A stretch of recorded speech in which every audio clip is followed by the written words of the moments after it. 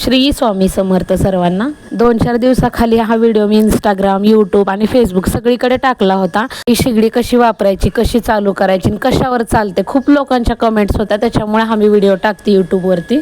शेवटपर्यंत व्हिडिओ नक्की बघा, म्हणजे तुम्हाला समजेल की ही शेगडी कशी वापरायची आणि ह्याचा वापर कसा करायचा आहे। आणि शेगडीच्या बॅक साईडला एक छोटीशी पिन असते, म्हणजे वायर असते, ती कनेक्ट करायची। ह्या शेगडीमध्ये आधी चार्जिंग केलेली होती, म्हणून म्हणलं बघाव किती वेळ टिकते, म्हणून आम्ही काही चार्जिंग केलेली नव्हती, डायरेक्ट आम्ही शेगडी चालू केली होती। आणि घरामध्ये आपण छोटी किंवा मोठी एखादी कोणती वस्तू आणली तर त्याची पूजा नक्कीच केली पाहिजे। आणि नेहमी मी काही जरी वस्तू आणली ना, पहिले माझ्या मुलींच्या हातानेच त्याची पूजा करते, कारण माझ्या दोन्ही मुली आहेत ना, माझ्या दोन्ही लक्ष्म्याच आहेत बरं का, म्हणून पहिली पूजा असते ती माझ्या मुलींच्याच हातून केलेली असते। आणि काही लोकांनी पण अशी कमेंट केली होती की ही शेगडी चांगली नाही आहे किंवा खूप दिवस टिकत नाही, तर याचं काही मला माहिती नाही, कारण आम्ही जे आणलंय ते लोकांना दाखवतो, ह्याचा काही मी जाहिरात वगैरे काही करत नाही आहे। आणि सध्याच्या परिस्थितीमध्ये सिलेंडर गॅस भेटत नाहीत खूप लोकांना, पण हे बेस्ट ऑप्शन आहे, म्हणजे नाही का ह्याच्यात लाईटिंगचं पण जास्त वापर नाही आहे, म्हणजे लाईट बिल पण येण्याचं जास्त कारण नाही। ह्याच्यामध्ये लाकूड किंवा कोळसा कशावरही शेगडी चालते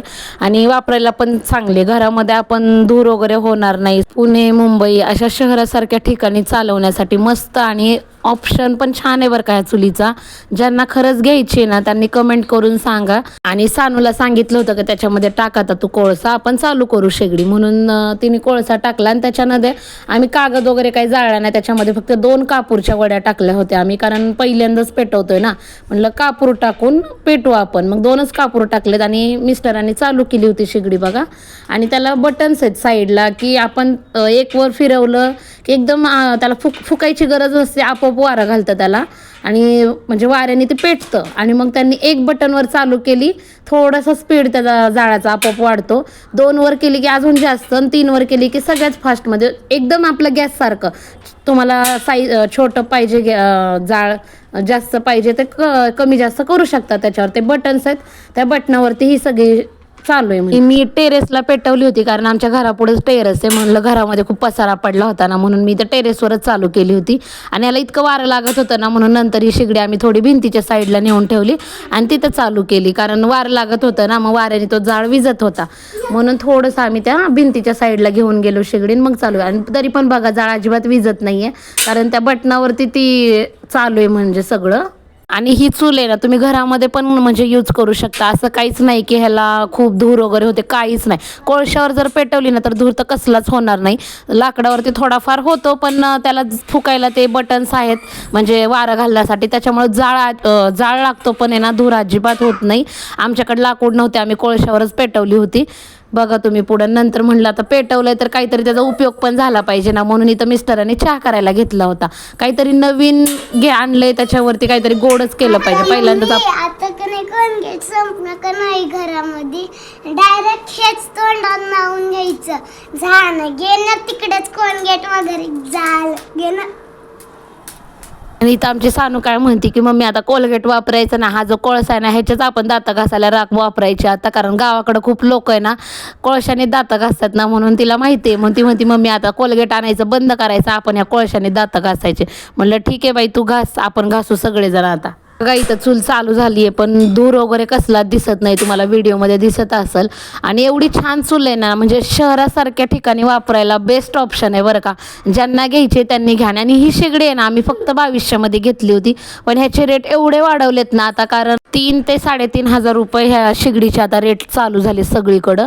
आणि काय लूटमार चालू झाली माहिती नाही आहे, कारण खूप रेट वाढवले, 2200 कुठं, 3.5 कुठं, खरंच बघा तुम्हाला जर कमीमध्ये कुठं भेटत असेल तर नक्की घ्या आणि संधीचा फायदा घ्या। आणि मिस्टरांनी आमच्या चुलीवर आता पहिल्यांदा चहा करायचा म्हणून सगळं पातेलं तर काळं करून ठेवलंच होतं, पण काय करायचं माहिती आहे का, पातेले जर काळे होऊ नये असं वाटत असेल ना तर त्या पातेल्याला पहिल्यांदा तेल आणि निरमा लावायचा, म्हणजे ना पातेले काळे होत नाहीत आणि लगेच निघून जातात।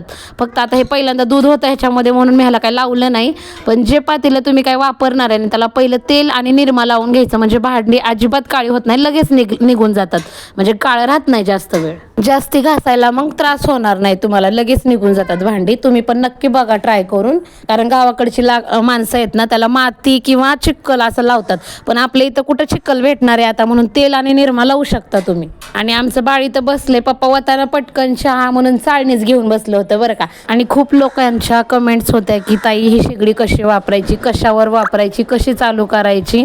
मग मी ह्याच्यामध्ये सगळे डिटेल्स सांगितले. अजून कोणाला काही प्रश्न असतील तर नक्की तुम्ही कमेंट करून सांगू शकता, त्याच्यावर मी अजून नंतर व्हिडिओ बनवला जर कोणाला काही शंका असतील तर. ही चूल जर सगळ्यांना कोणाला पाहिजे असेल ना तर नक्की कमेंट करून सांगा, कारण आहे ना मी जास्तीत जास्त खूप लोकांचे इतके मिलियनपर्यंत व्ह्यूज गेलेत माझ्या व्हिडिओला, आणि खूप लोकांच्या कमेंट्स आहेत की ताई ही शेगडी आम्हाला चूल कुठं भेटेल सांगा नक्की.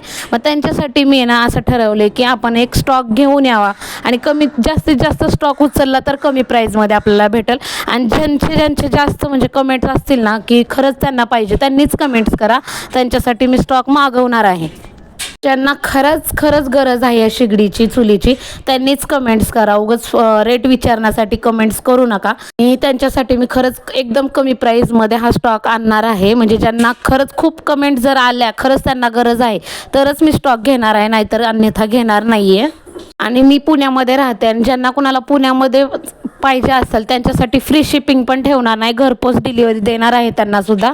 आणि खरंच कोणाला काही पाहिजे असेल ना, अजून काही म्हणजे शंका असतील तर त्यांनी कमेंट्समध्ये नक्की विचारा. आणि चुलीवरचा चहा आमचा फायनली झालेला होता, आणि चुलीवरची चहा आणि पुण्यामध्ये भेटते ते म्हणजे आपलं नशीबच म्हणायचं, कारण पुण्यासारख्या शहरामध्ये आणि चूल पेटवून चहा भेटणं शक्यच नाही, घरोघरी तर नाहीच आहे, पण ह्या शेगडीमुळं खरंच शक्य होतंय. ज्यांना कोणाला खरंच पाहिजे असेल त्यांनीच कमेंट करा, मी अजून एकदा सांगते. आणि अजून काही लोकांच्या कमेंट्स पण होत्या की ताई तुम्ही कोळसा कुठून आणला, तर कोळसा कुठेही भेटतो, आम्ही आणला होता सिटीमधनं. कुठल्याही म्हणजे तुम्हाला एकदा तुम्ही म्हणजे मार्केटमध्ये शोधलात ना तुम्ही कुठे मिळेल, सगळीकडे अवेलेबल असतं कोळसा, कारण खूप लोक आहे ना चुलीवर पण स्वयंपाक करतात, म्हणजे हॉटेल लाईनमध्ये पण भरपूर जण कोळशाचा वापर करतात. कारण मी पण बघते तरी कोळसा कुठं भेटतं, कारण हा कोळसा आहे ना मला माझ्या भावाने दिला होता, त्याने कुठून आणला होता माहीत नाही, पण आम्ही पण नक्की म्हणजे आणायचं आहे आम्हाला पण, आणि आम्ही कुठून आणला काय ते नक्की तुम्हाला परत दुसऱ्या व्हिडिओमध्ये नक्की सांगेल. पण सगळीकडे शक्यतो भेटतोच कोळसा, तुम्ही एकदा मार्केट जर शोधलं तर नक्की तुम्हाला कोळसा भेटेल, कारण ते काय एकदम अवघड गोष्ट नाही कोळसा म्हणजे.